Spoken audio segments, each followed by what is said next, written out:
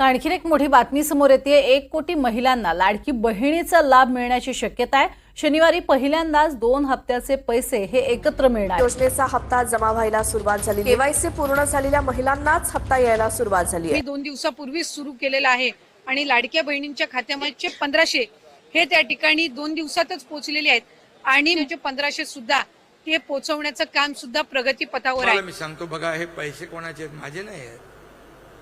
हे सर्व पैसे तुमचे आहेत, हे जनतेचे पैसे।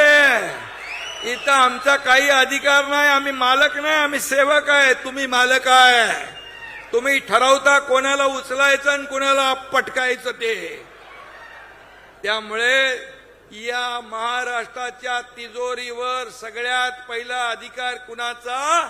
तर माझ्या लाडक्या बहिणींचा आहे। मुख्यमंत्री असताना माझी लाडकी बहीण योजना सुरू केली, अनेक लोकांनी खोडा घातला, परंतु मुख्यमंत्री माझी लाडकी बहीण योजना आम्ही सुरू ठेवली। तुम्हाला मी सांगतो, कोणाचाही माईक आला तरी मुख्यमंत्री माझी लाडकी बहीण योजना कधीही बंद होणार नाही।